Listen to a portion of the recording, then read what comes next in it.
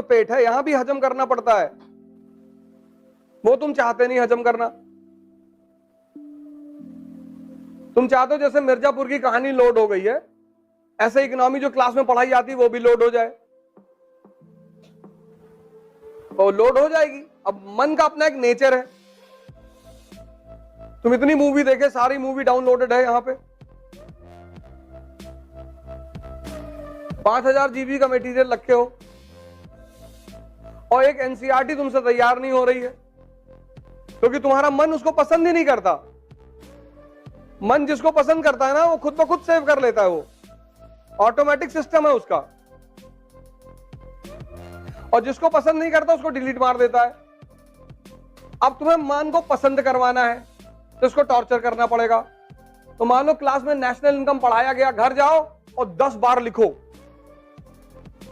जो 3 घंटे घर में क्लास में पढ़ाया जाए उसको घर जाओ 10 बार, 10। तुम बिना सोचे पढ़ सकते हो, तुम बिना सोचे लिख नहीं सकते। कॉपी किनारे रख दो और 10 बार लिखो, तो 3 दिन में तो तुम पागल हो जाओगे। तुम्हारा मन कहेगा कि बेवकूफ हो गए, ये क्या कर रहे हो, लिखने ना देगा भाई साहब तुमको। लेकिन पिछले 15 साल में जितने भी सिलेक्शन हुए, ये फॉर्मूला मैंने लगाया कि जाओ लिखो, तो 100 लड़कों को अगर मैंने कहा तो 5 ने फॉलो किया और 5 का सिलेक्शन हुआ। क्योंकि जब तुम 10 बार लिखोगे, दिन भर तुम्हें कोई टाइम ही नहीं मिलेगा किसी से बात करने का। और अगर गुटखा खाने की आदत पड़ सकती है 6 दिन खाने के तक बाद, तो लिखने की आदत नहीं पड़ सकती।